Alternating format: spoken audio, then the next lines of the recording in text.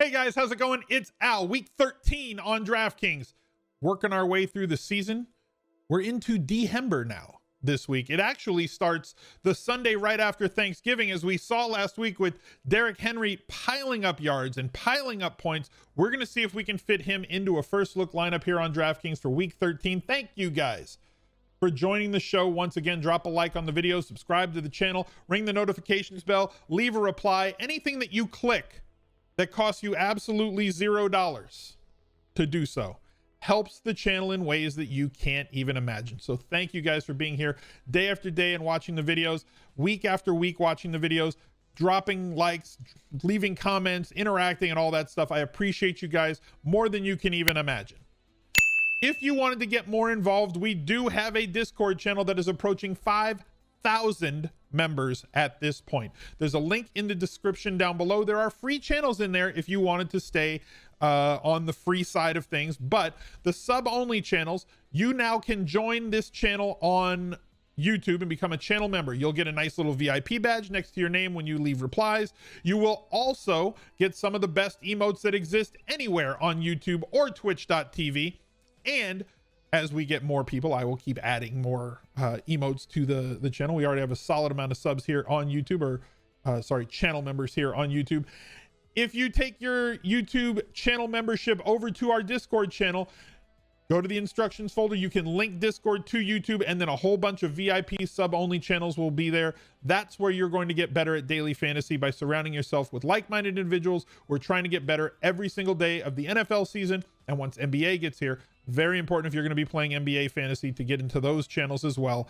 All of them are unlocked with just the $5 a month join button here on YouTube. Thank you guys for being here. Let's take a look at week 13 on DraftKings. So, interesting slate here. As we know, in 2020, there is always going to be a whole lot of value that pops up. Why don't we just plug in Henry? He's 9,200 already. We know that we're going to have to find some value. Is there danger in Derrick Henry? Of course there is. We'll talk about that when we get to the running backs. Russ Wilson going up against the Giants. This is going to be an interesting spot, I think, for Russ Wilson. We don't have the results for him for week 12 yet, because they play tonight on Monday Night Football. I record this video every Monday live on Twitch. Come on over to Twitch. I'd love to meet you. Get involved in the chat there. I'm live 6 days a week on twitch.tv where we record all of these videos for YouTube. So we don't have his results against the Eagles. So we don't know how he did in week 12, but we do know that the Giants are going to probably be missing Daniel Jones moving forward, which puts kind of a little bit of a damper on Russ Wilson here in this spot, at least as far as I'm concerned, because the Giants going on the road are probably going to be playing from behind in this game. I think that they're like 9 or 10 point underdogs in this spot in Seattle. We know what Seattle does when they play at home, and we know what they do once they get out to a lead. Pete Carroll starts chewing his gum really wildly and starts handing the ball off 30 times a game. Russ has cooked all year long. He may continue to cook in a short sample size, but we're going to be needing that short sample in week 13 to be extremely efficient, as I'm not sure that the Giants can stay competitive late in this game, which would mean that if he would have to throw 2 or 3 touchdowns in the first half at this price to be viable. I'm not sure that that is something that we can bank on. Probably going to want to steer more towards the running game, or maybe a single wide receiver. But Russ Dex may be off the table for me, and I definitely don't think that he is a guy that we want to play in cash games. Kyler Murray, still dealing with that AC joint injury clearly in week 12 against New England, as he only threw the ball, completed 67% of his passes, but only ran the ball 5 times for the second straight week. The value in Kyler Murray this year has been his increased floor because of this Lamar Jacksonian rushing level that he has been at for the majority of the year. Lamar Jackson from 2019, when he set a new record for rush attempts by a quarterback. Because of the injury to Kyler Murray, he has not run the ball the last 2 weeks, either on designed runs, which they had basically plotted out a bunch of them for him in 2020. And when he does take off, or when he did take off in week 12 against New England, he was getting down on the ground using those. You know, he was a baseball player. Did you guys know that? You know that Kyler Murray used to play baseball, and that's why he can slide really well? I hate that analysis, but he does slide really well, and he was doing it early and often in week 12 against New England. So if that rushing yards provides you a good floor for a quarterback, and that touchdown upside that he brought to the table on the ground is gone, he's not a phenomenal passer from an efficiency standpoint. And efficiency rather than volume is what scores you a ton of points through the air. If he does not have the ability to throw deep because of that shoulder, if he is not going to be allowed to run, he's still priced too high at 7,600, even as he came down from 8,200. This may change as the week goes on. Monitor the news. If you feel or you hear that he is back to his normal ways and they are going to be running the ball with him the way that they were before, then Kyler Murray at 7,600, way more palatable than Kyler Murray at 7,600 without that rushing floor and rushing touchdown ceiling. Deshaun Watson, probably my favorite high-priced quarterback to go after. As I said, passing attempts do not lead to high scores. Passing efficiency does. 25 attempts, 4 touchdowns on Thanksgiving, 36 fantasy points. This game right here scored less fantasy points with 37 attempts.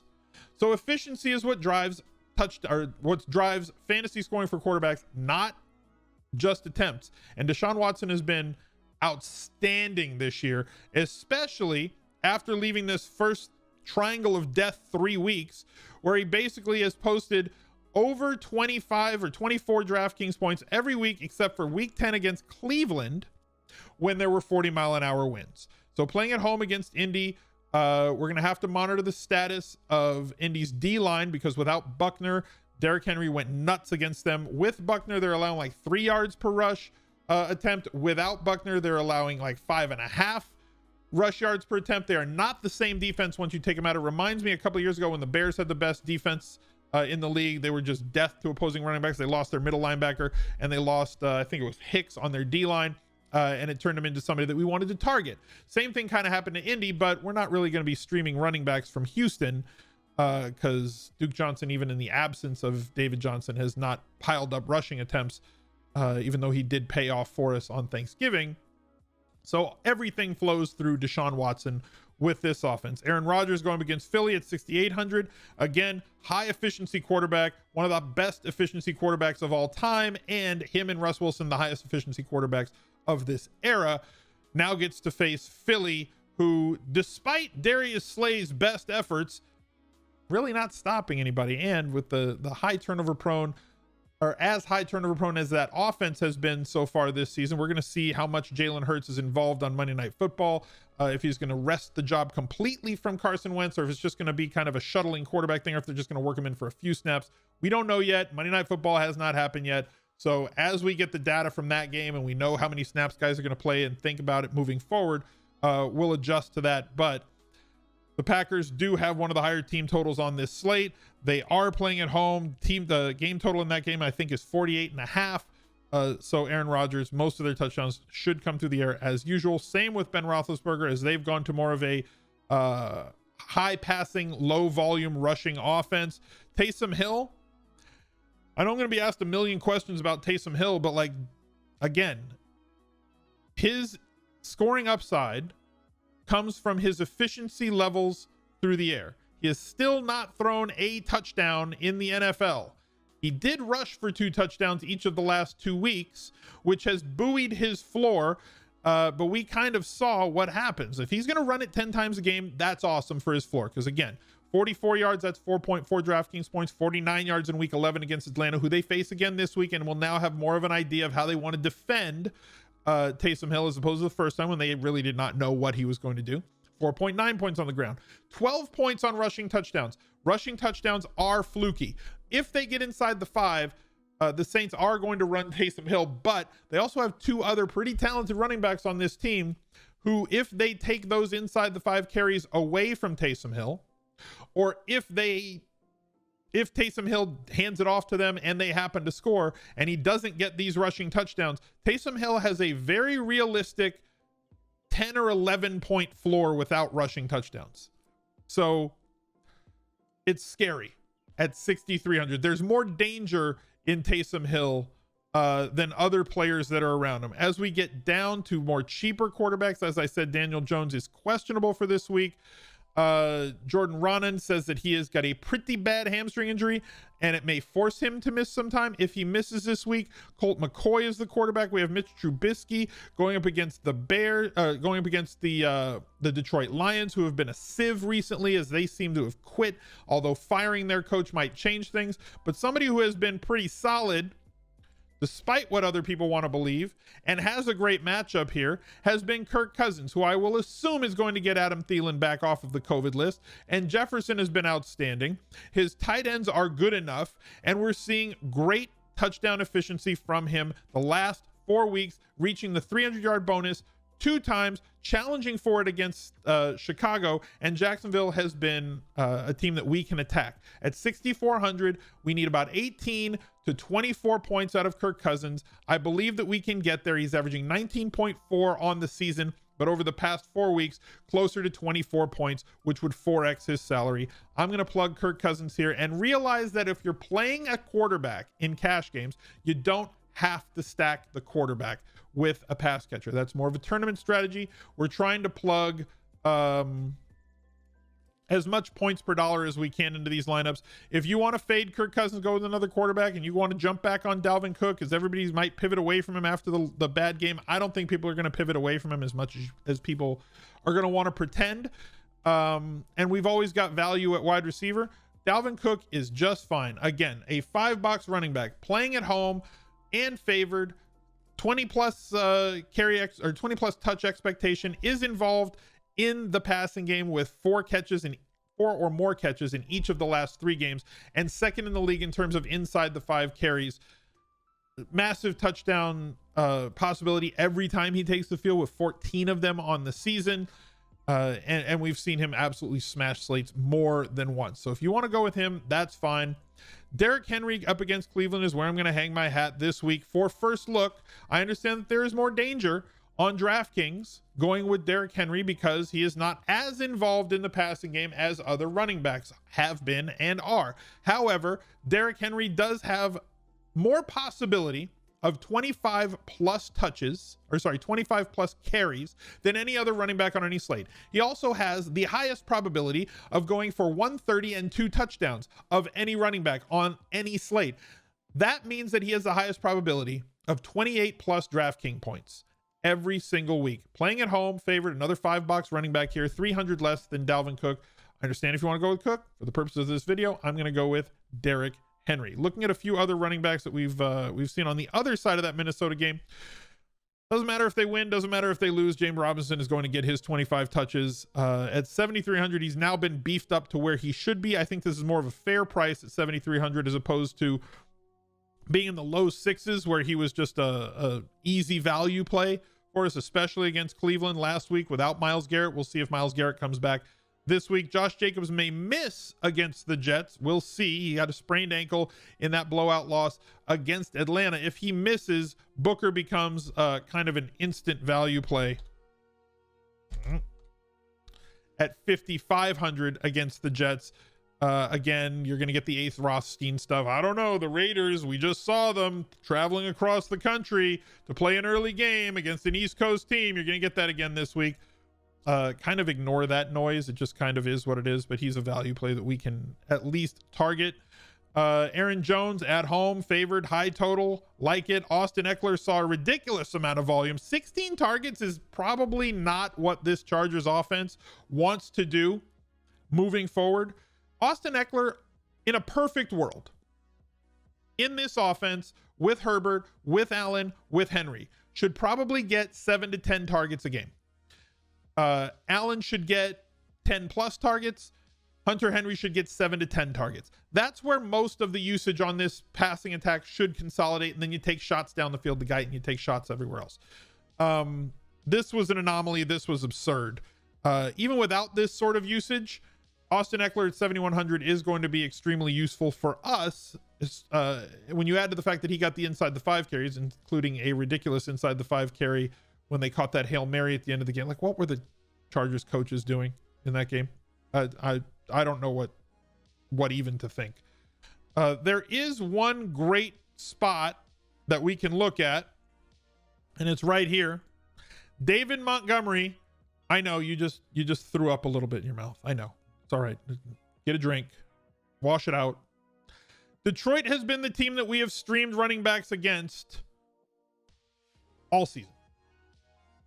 I'm not knee-jerking to this spot because of what he did on Sunday Night Football against Green Bay, another team that we like to stream running backs against. This is more an issue of Detroit probably not being able to do much against that Chicago defense, which aside from games against Green Bay has been somewhat fierce. And now David Montgomery is only 5,500. You know he's going to get volume. He has been fine regardless of who the quarterback has been. And since we have had Tariq Cohen go to IR, he has been very involved in the passing game. So our floor with David Montgomery is higher than it has been at any time. His usage on the ground has been fluctuating based on whether they're winning or losing. In games where they're losing by 30 points, he's not going to get 20 touches. But in games that are closer, we see his usage on the ground go higher. And now he's got about the best matchup in terms of touchdown expectation as you're going to get at home against Detroit. David Montgomery is going to be in my first look, and there's other plays that we can make. There's other ways that we can look, but I'm going to go with Austin Ekeler as my third running back in this lineup at 7,100. We'll plug in just a cheap defense. I don't care, whatever. They're fine, right? We'll get into defenses later in the week. I'm just going to plug a sub 3K defense into this lineup, and then we'll take a look at the wide receivers. Love that they've priced up Davante Adams to 9K. Right? I like that he's back at this price just based on how solid his floor of volume has been. And as talented as he is, 11 touchdowns in 12 weeks of football. And he didn't play all 12 weeks. He's as good as it gets at the position. You know you're going to have a really high floor based on his volume, right? So if he goes 6 of 61, you've got 12 points for 9K. If he goes any higher, scores a touchdown like he seems to every week. Touchdowns are fluky. We can't guarantee a touchdown. But the amount of times that he catches 8+ balls, 10+ footballs, the amount of times that he gets you the 100-yard bonus, that's an extra 3 points plus all the yardage points. And then you throw on touchdown expectation on top of it with what? Maybe you'd have to assume that he's going to get 0.7 of a touchdown. If he plays, 70% chance any game he plays, he's going to score a touchdown as long as Aaron Rodgers is healthy. 9K is not too much to have to pay for him. But looking over at tight end, Philadelphia has been horrible against opposing tight ends. And Tonyan is only 3,700. Do we have the same floor of volume? No. But we have a fantastic matchup, and at only 3,700, let's look at the guys that are around him.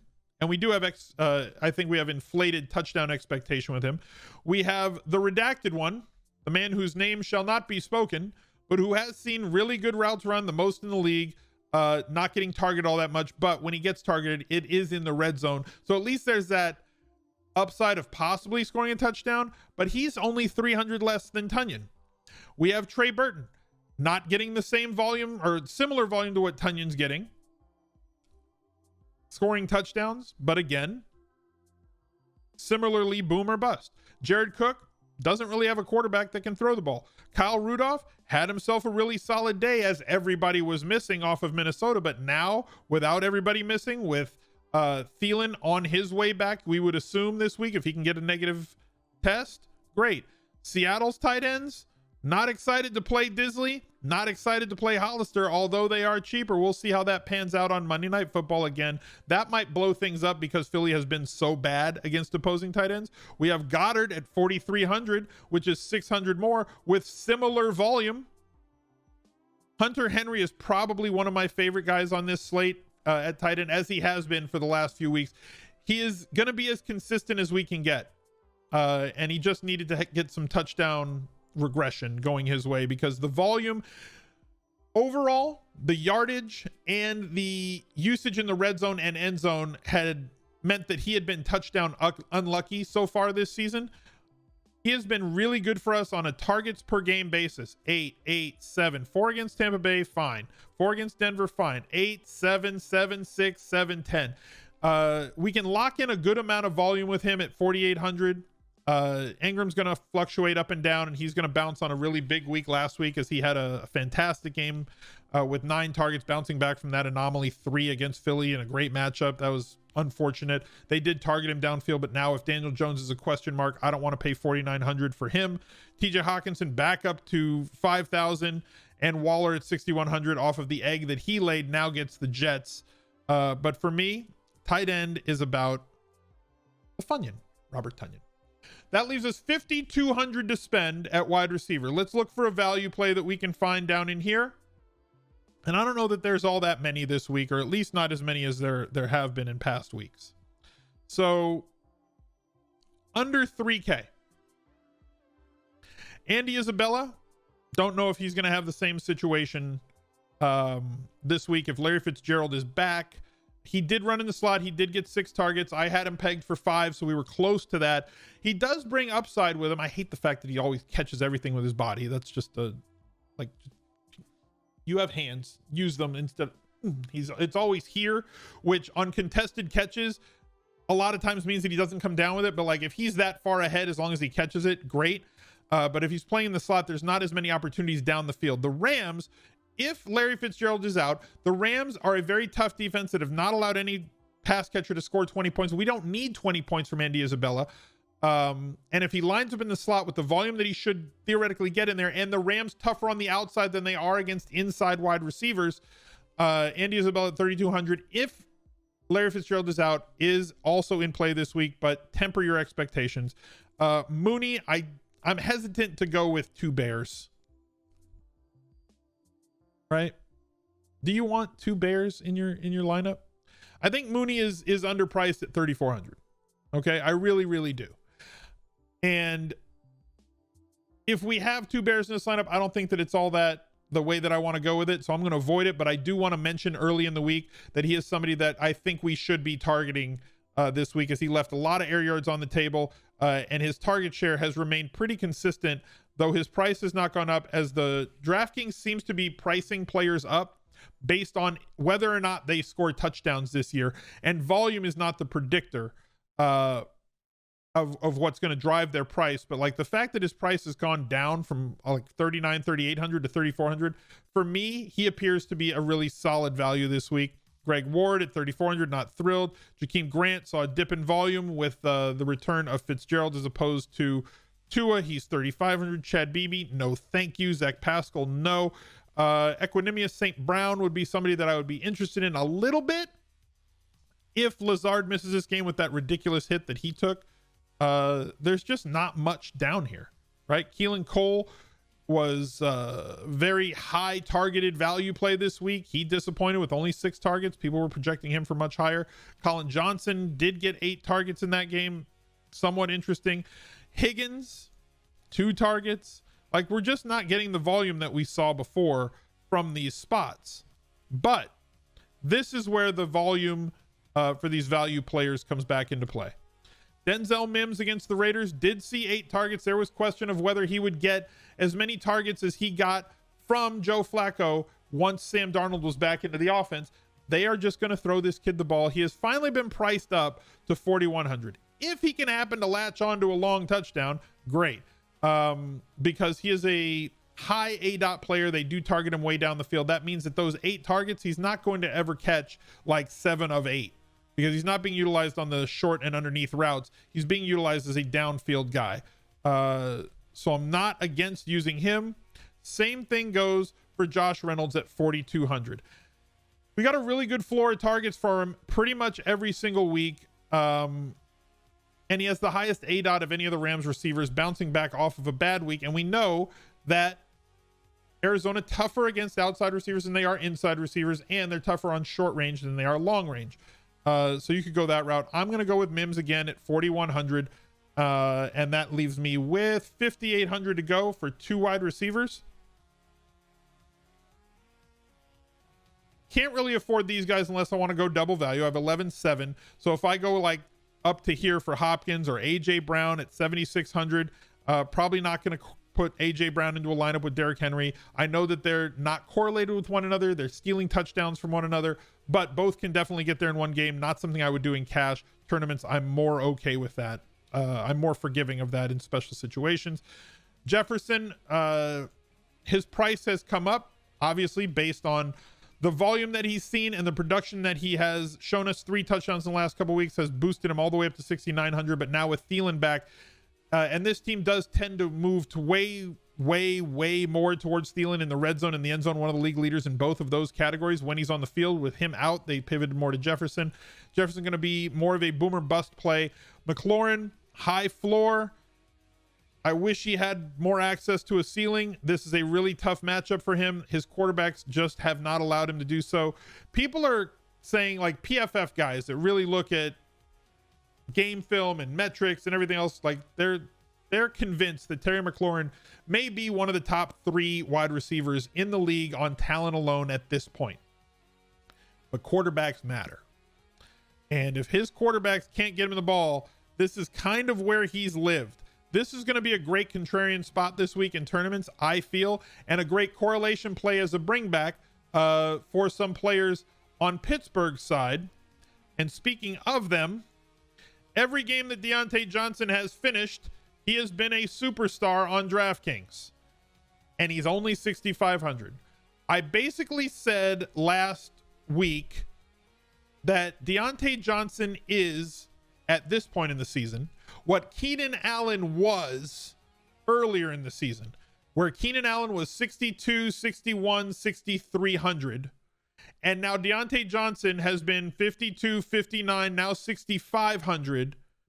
If he finishes this game, he expects to get, or I expect him to get, 10 plus targets, as pretty much he's done it every single game. That's just their offense and how they run it. So on DraftKings, if you're going to lock in that sort of usage from a player, how do you not lock that in as a high dollar option? He needs to be 72 to 7,500, but he's not, because he hasn't been scoring touchdowns.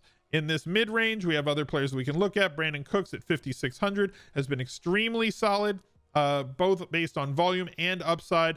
Stays down here at 5,600. I think that he is certainly in play. Sterling Shepard, also somebody that I might want to just go to as a final spot in this lineup. I'm going to have to drop the defense if I do. We'll go to a cheaper defense. That's fine. Whatever. Yes. We'll just plug somebody. There's other plays in this range that we can go to. If you wanted to go get away from MIMS and go with Reynolds and go with Jamison Crowder, who I think will bounce off of this 5 target game to more of a 8 to 10 target range with Sam Darnold back, fine. Pittman is somebody who's seen great volume as well at 4,900 and hasn't really cashed in on it, with only 2 catches on 9 targets last week. This volume has been really steady the last 4 weeks, with the exception of 3 targets only against Green Bay, but he did happen to find his way into the end zone there and kind of buoyed himself with that long touchdown that he scored from 45 out. But this volume is very predictive of him being able to sustain that 12 to 15 point range that we kind of want him to be in. Quarterback play is more of the issue there. Tyler Boyd and T. Higgins, unfortunate. They're just not going to get very good quarterback play at all. And Miami's defense has been kicked way up to 4,400. So you're not going to be able to really take advantage of that outside of tournaments unless you find some serious volume or serious value. Nelson Aguilar at 5,200 though. How do we ignore it? He's lived in this range. 1 bad game against Denver. And he's seen really good volume. Even in the game where they did not do a darn thing, we would expect a bounce in both offensive play time, a drop in turnovers, and an elevated expectation in terms of his touchdown expectation, efficiency, targets, and everything else. So I'm going to plug Nelson Aguilar into this first look lineup. We're going to go with Cousins, Henry, Montgomery, Mims, Diontae Johnson, Nelson Aguilar, Tunyon, EKELER, and the Jets. Hanging my hat on 3 very high volume running backs. One of them is the danger spot with Derrick Henry, but the upside is unparalleled with Derrick Henry, especially in December. I hope that you guys enjoyed the video. Look out for another one right there. He's a legend.